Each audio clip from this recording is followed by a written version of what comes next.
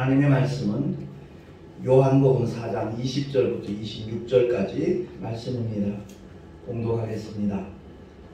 우리 조상들은 이 산에서 예배하였는데 당신들의 말은 예배할 곳이 예루살렘에 있다 하더이다.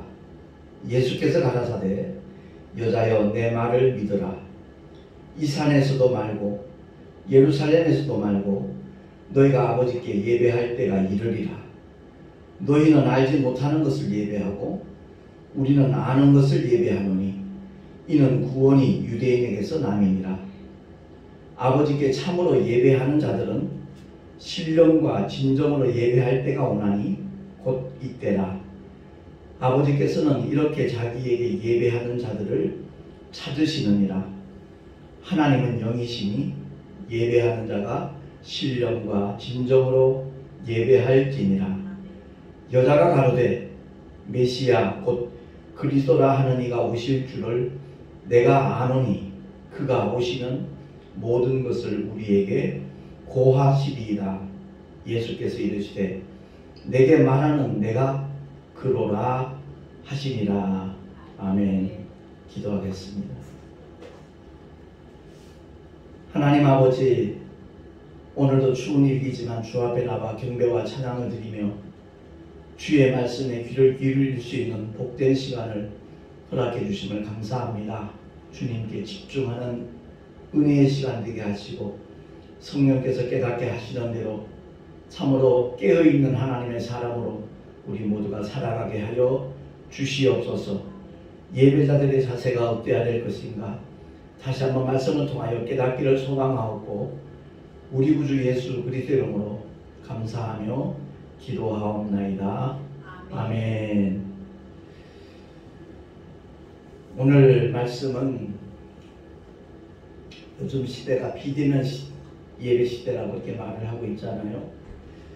코로나19 바이러스 감염 확산 사태로 인해서 정부에서는 모든 교회를 향하여 비대면 예배를 요구하고 있고 또 강제하고 있는데 벌써 3년째 접어들었습니다. 이런 시대에 있어서 우리가 비대면 예배에 대하여 어떻게 받아들여야 되는지 성경을 통해서 한번 꼭 살펴보기를 원했습니다. 그래서 주님은 오늘 본문에서 말씀하기를 예배의 본질과 예배의 장소는 전혀 무관하다 하는 것을 21절에 말씀을 하고 있습니다. 예수께서 가라사대 여자여 내 말을 믿으라. 이 산에서도 말고 예루살렘에서도 말고 너희가 아버지께 예배할 때가 이르리라. 그렇게 말씀하셨습니다. 장소의 문제가 아니라는 겁니다. 어떤 이들은 그렇게 말합니다. 꼭 교회 가서 예배를 드려야 그게 진짜 예배다. 이렇게 주장하는 분들도 없지 않아 있습니다. 비대면 예배가 무슨 예배냐 이렇게 말씀하는 분도 적지 않은 수라고 저는 그렇게 여겨지더라고요. 근데 하나님께서는 그것을 말씀하는 게 아니라는 거죠.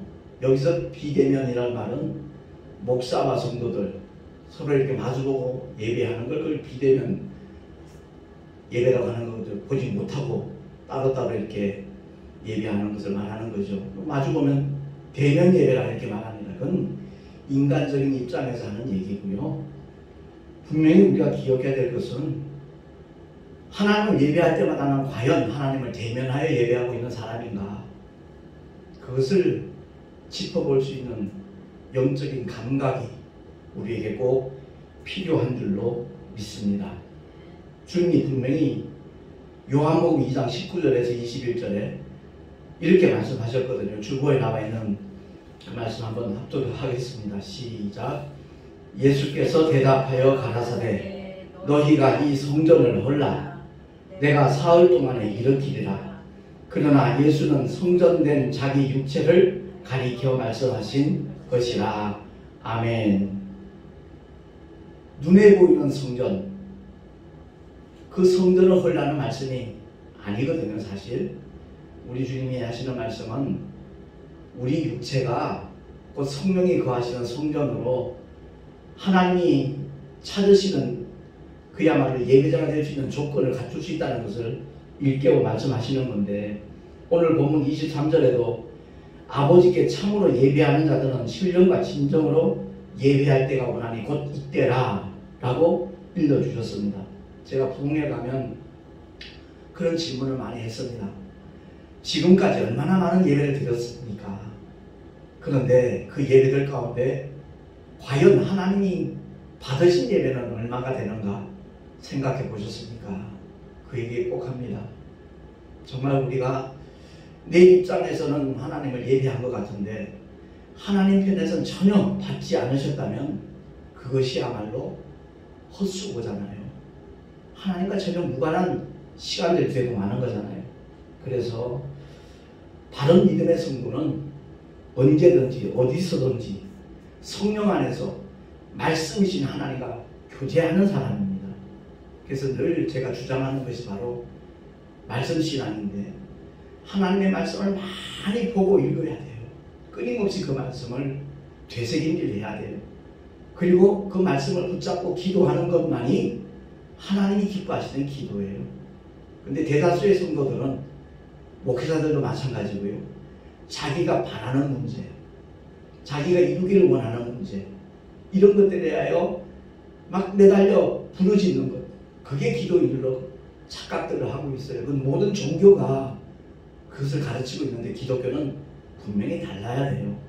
정말 하나님의 말씀이 무엇인가를 알고 그 말씀 가운데 하나님께서 원하시는 뜻, 그 뜻이 이루어지기를 간구하는 것, 그것이 하나님께서 받으시는 기도인 줄로 믿습니다.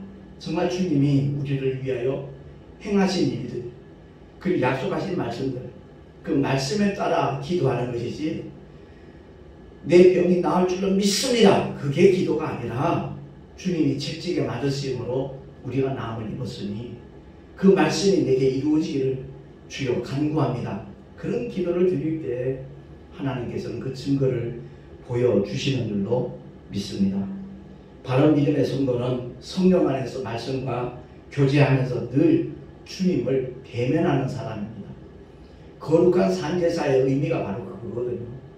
주일날 가서 주님 앞에 예배를 드렸는데 일주일 동안의 삶이 그날 드린 예배를 통해서 하나님이 말씀하신 그 약속의 말씀과 동행하는 삶인가 그렇지 않은 삶인가에 따라서 그 사람의 예배는 산 제사일 수도 있고 죽은 제사일 수도 있다라는 겁니다. 그래서 우리 주님께서 분명히 사도 바울을 통해 읽어주신 말씀이 이제 고린도전서 3장 16절인데 합독하겠습니다. 시작. 너희가 하나님의 성전인 것과 하나님의 성령이 너희 안에 거하시는 것을 너희가 알지 못하느냐 그랬거든요.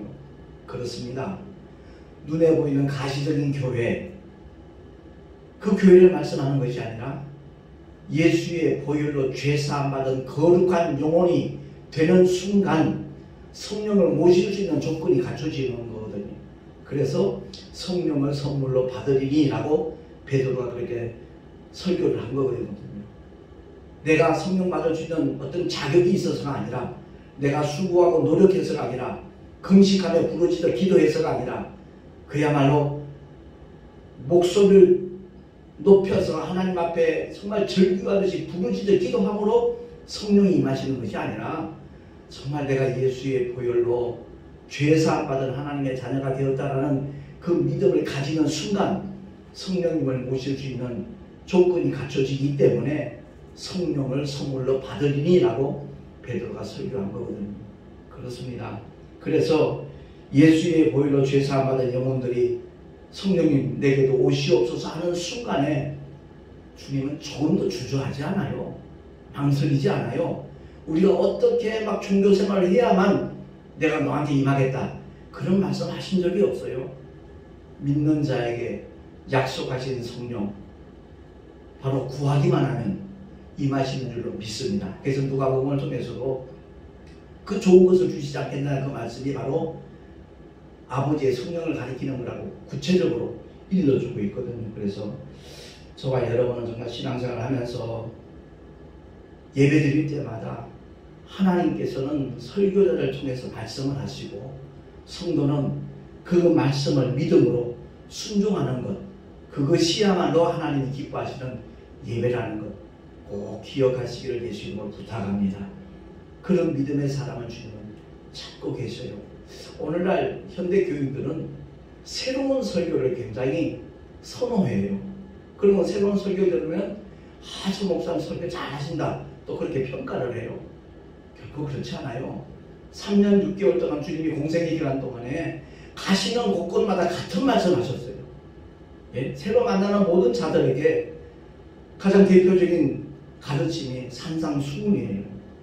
마태복음 5장, 6장, 10장에 나와 있는 그 산상수훈을 가르쳐 지키게 하라고 주님은 제자들에게 분부하셨어요. 그야말로 산상수훈을 깊이 이렇게 우리가 살펴보면요, 구약의 율법하고는 비교가 안 돼요. 구약의 율법은 엉성한 망이에요. 엉성한 그물이에요. 얼마든지 조그만 물고기는 다 새 나갈 수 있어요. 그러나 산상수훈은 촘촘합니다. 절대 아무도 빠져나가지 못해요. 다시 말해서 그 산상수훈을 통해서 주님이 일깨우시는 말씀은 하나님 앞에 나는 어쩔 수 없는 죄인이다라는 고백을 하라는 거예요.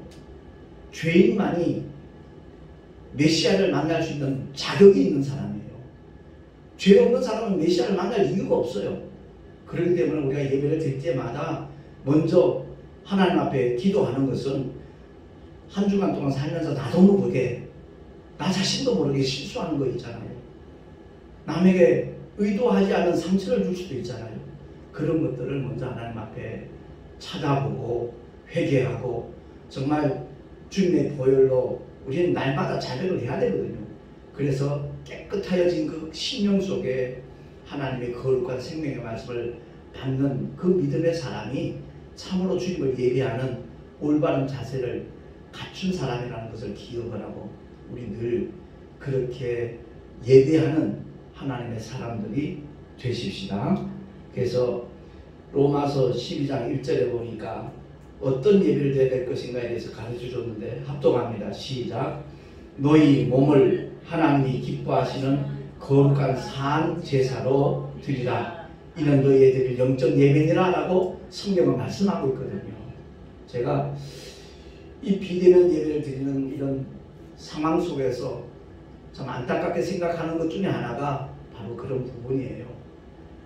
정말 힘들고 어려워도 많은 방해 세력이 있어도 직접 주님 앞에 나와서 예배하는 그 모습을 하나님이 얼마나 기뻐하시겠는가.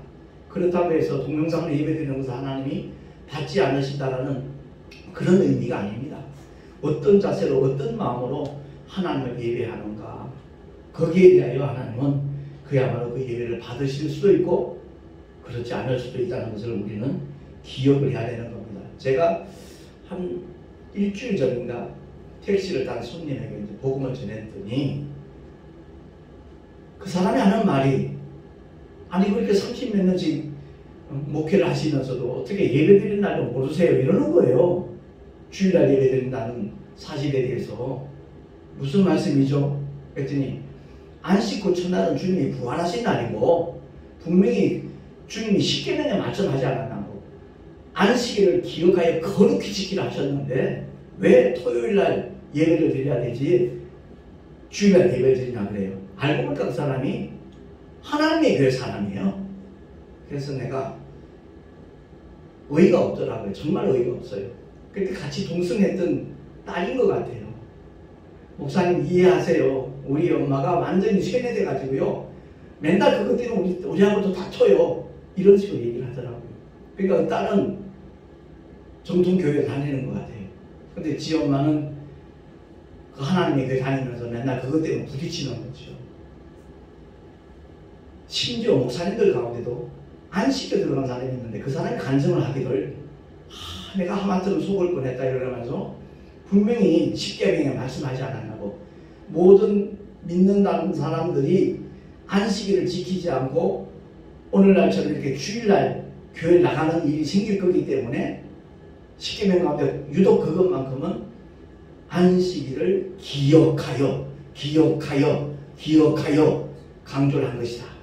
저는 그 사실을 모르고 주일날 예배를 늘 드리다가 뒤늦게 제가 깨닫고 회개하고 안식일에 들어왔다라고 간증하는 목사를 내가 한번 영상을 통해서 본 적이 있어요.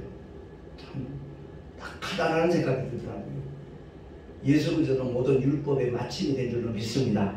모든 율법의 요구를 완성하신 분이, 성취하신 분이 하나님의 독생자 예수 그리스도예요. 그러니까 그 주님이 십자가에서 다 이루었다는 그 말씀 한마디 속에 율법의 모든 요구를 다 이루신 거예요. 더 이상 우리는 율법의 노예가 돼서는 안 돼요. 로마서를 통해서 사도 바울이 다시 한번 강조하는 메시지가 바로 그거잖아요. 로마서 8장 2절에 보니까, 자, 우리 합독하겠습니다. 시작. 그리스도 예수 안에 있는 생명의 성령의 법이 죄와 사망의 법에서 너를 해방하였습니다. 아멘. 그러니까 10계명 가운데 그 4계명도 율법이에요. 율법을 다른 말로 바꿔 말하면 죄와 사망의 법이에요. 죄를 깨닫게 하는 하나님의 법이에요. 그것으로 구원을 얻을 수 있는 육체는 이 세상에 단 한 사람도 없어요. 그래서 하나님의 독생자가 이 땅에 오셔서 그 율법의 요구를 이루시는 거예요. 어떤 요구죠? 죄값은 사망이에요. 그래서 우리를 대신해서 십자가에 달리셔서 물과 피를 다 쏟아주심으로 말미암아 아담의 원죄를 위시하여 인류의 모든 죄를, 세상 죄를 지고 하는 하나님의 어린 양으로서 피 흘려 죽어 주심으로써, 그리고 사흘 만에 부활하심으로 말미암아 그 모든 일이 이루어졌다는 것을 확정하신 줄로 믿으시기 바랍니다. 그래서 우리가 예배를 드릴 때마다 그 은혜에 감격해야 돼요. 더 이상 우리가 주님 앞에 어떤 짐승의 피를 들고 오는 게 아니잖아요. 2000년 전에 십자가 위에서 흘리신 예수 그리스도의 보혈이 인류의 모든 죄를 단번에 완벽하게 다 처리하셨다라는 그 믿음을 가졌기에 안식 후 첫날 주일날 예배드리는 이유는 다른 것 없어요.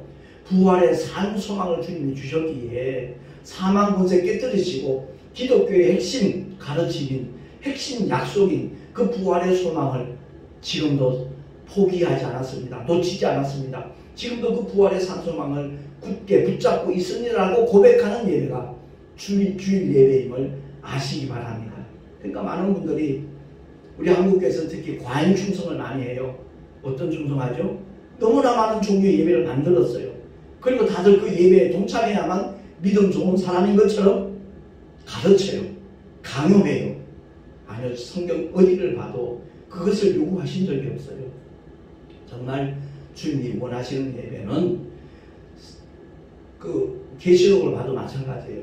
밤모섬에 유배되어 있던 사도 요한이 주보 맨 밑에 나와 있으니까 우리 한번 합독을 하겠습니다. 시작. 나 요한은 너희 형제요 예수의 환난과 나라와 참음에 동참하는 자라. 하나님의 말씀과 예수의 증거를 인하여 반모라 하는 섬에 있었더니 주의 날에 내가 성령에 감동하여 내 귀에서 나는 나팔 소리 같은 큰 음성을 들으니 하면서 쭉 7교회에 대한 하나님의 말씀을 전했거든요. 여기 보면 분명히 주의 날이라고 나와 있어요. 안식 후 첫날 성령이 임하신 날이기도 하고 주님이 부활하신 날이기도 하고 오순절 마가다락방에 성령이 임하신 날이 바로 주일이에요. 그렇기 때문에 우리가 예배할 때마다 왜 주일날 예배 드리는 걸 알아야 돼요. 나는 여전히 주님을 사랑하고 여전히 부활의 산소망을 굳게 붙잡고 있습니다라는 고백이 바로 주일 예배라는 것을 우리가 기억을 하고, 하나님이 원하시는 예배는 다른 것 없습니다. 신령과 진정으로 예배하는 겁니다. 다시 말해서 신령은 뭐예요? 성령의 역사하심이 있어야 돼요. 성령의 감동 감화가 없는 예배는 어떤 의미에서는 예배가 아니에요. 그래서 바울이 가장 두려워했던 것이 뭐죠? 성령의 나타나심이 없을까봐 그걸 두려워했어요. 그야말로 복음을 전하는데 어떤 증거도 나타나지 않는, 어떤 감동도 감화도 없는 예배는 예배가 아니라는 거죠. 수없이 많은 예배를 드렸다고 할지라도 하나님께서 받지 않으시는 그 아무 소용없는 무용지물이잖아요. 오죽하면 말라기스를 통해서 주님이 그렇게 말씀하셨겠어요. 헛되이 부장하는 자들, 누가 좀 성경 좀 받았으면 좋겠다. 예. 전심을 다한 예배가 아닌 예배는 예배라고 말할 수 없는 거예요. 그래서 우리가 예배 드릴 때마다 어떤 자세를 가져야 되는 것인가? 노아의 방주를 생각하면 돼요. 거기는 어떤 동력도 없어요. 어떤 방향을 정할 수 있는 답도 없어요. 아무것도 없어요. 오직 하나님 역사하심에 맡기는 거예요. 그러니까 예배 드릴 때마다 오직 성령의 운행하시는 대로 믿음의 길을 걸어가는 그 모습이 얼마나 아름다운 것인가 하는 것을 꼭 기억을 해야 되고요. 지성소도 마찬가지예요. 하나님 앞에 그 지성소 들어갈 수 있는 사람 대제사장밖에 없잖아요. 그야말로 하나님 앞에 제사를 진행하다가 그 지성소 들어가 있는 대제사장이 만약에 잘못된 일이 있어도 그 안으로 아무도 못 들어가면 즉시 죽어요. 그래서 방울을 달고 있는 것이고 끈을 달고 있는 거예요. 대제사장이 그 진례를 하는 움직일 때마다 방울 소리가 나잖아요. 방울 소리가 나지 않으면 밖에 있는 사람 끈을 살짝 당겨요. 그러면 대제사장이 나 죽지 않았다, 살아있다는 것을 증거로 또 방울 소리 내는 거예요. 그와 마찬가지로 우리가 하나님을 예배할 때마다 정말 오직 주님께만 집중하는 그런 모습을 가질 때 하나님께서 그 예배를 통해서 영광도 받으시고 그렇게 예배하는 자들에게 큰 은혜를 베풀어 주시는 일로 믿습니다. 이 비대면 예배를 통해서 우리가 꼭 기억해야 될 것은 어떤 분이 그런 얘기를 해요. 참 비대면 예배가 참 좋대요. 왜 그런 거 했더니 헌금 안 해도 좋다는 거예요. 과연 그런 예배를 하나님 얼마나 기뻐 받으시겠는가. 성전 예배를 고집하는 사람들도 문제가 되지만 그야말로 어떤 체면치레 같은 거 이런 것 때문에 어거지 헌금하는 사람들 그거 안 하니까 좋다는 그 말은 다시 말해서 그 사람은 한 번도 하나님을 제대로 예배한 적이 없는 사람이 아니겠는가 이런 생각이 들더라고요. 아무튼 오늘 말씀을 통해서 저와 여러분 이 비대면 예배에 대해서 내가 집에서 예배 드린다고 해서 하나님이 받지 않으신다? 결코 그게 아니라는 거죠. 어떤 형식에 구애받지 아니하고 정말 어떤 상황 속에서도 전심으로 하나님을 찬양하고 정말 주님께 집중하며 예배하는 그 예배를 하나님께서 기쁘시게 흠양하신다는 것을 기억을 하고 날마다 하나님이 받으심직한 그런 예배자가 될 수 있기를 예수 이름으로 축원합니다. 기도하겠습니다. 하나님 아버지 은혜를 감사합니다. 오늘도 주의 진리의 말씀을 통해서 우리가 어떤 자세로 예배를 드려야 될 것인가 다시 한번 살펴보게 하시니 감사합니다. 우리는 예배할지라도 주님이 받으시지 않는다면 그게 무슨 의미가 있겠습니까? 거룩하신 하나님 아버지 주님 앞에 최상의 영광을 돌리는 예배자가 될 뿐만 아니라 삶의 현장에서 끊임없이 하나님의 생명의 말씀 진리의 말씀과 함께하는 그러한 우리의 삶이 되게 하여 주시옵소서. 우리 구주 예수 그리스도 이름으로 감사하며 기도하옵나이다. 아멘. 교회 소식 주보를 참고하시기 바랍니다. 요즘 부산에 사시는 장로님인데 아무튼 모델하우스에서 준비했던 그 모든 물티슈라든가 그런 것들이 남아서 택시 전도에 활용하라고 주시는 귀한 장로님이 계셔요. 그래서 거기에다 우리가 물티슈에 이제 스티커를 붙여가지고 유튜브를 소개하고 있는데 그걸 보시는 분들마다 은혜 받을 수 있도록 중보 기도해 주시면 참으로 고맙겠습니다. 우리 다 같이 드린 예물을 위하여 잠시 기도하고 축도로 예배를 마치도록 하겠습니다. 하나님 아버지 주 앞에 예배하며 11조와 여러가지 모양의 감사 예물 그리고 선교 예물 또한 주일헌금 주님 앞에 드렸습니다. 아버지 기쁘시게 받아주시고 이 예물이 쓰여지는 곳마다 하나님의 영광이 나타나게 하시되 정말 주님의 거룩한 생명이 많은 사람들에게 공유될 수 있도록 은혜 위에 은혜를 더하여 주시옵소서. 드린 손길들마다 복되게 하시고 가는 곳곳마다 주의 평안이 나누어지게 하시고 그 삶 자체가 하나님의 영광 가운데 이루어질 수 있도록 역사하여 주시옵소서. 우리 구주 예수 그리스도 이름으로 감사하며 간절히 축복하며 기도하옵나이다. 아멘. 이제는 우리 구주 예수 그리스도의 크신 은혜와 하나님 아버지의 영원하신 사랑하심과 보혜사 성령 하나님의 내주 교통 인도하심과 축복하시니 오늘 예배하는 모든 하나님의 사람들 머리 위에 그 가정과 자녀들과 또한 주께서 피로 값주고 세우신 모든 교회들 위해 지금으로부터 영원토록 함께 있을지어다. 아멘.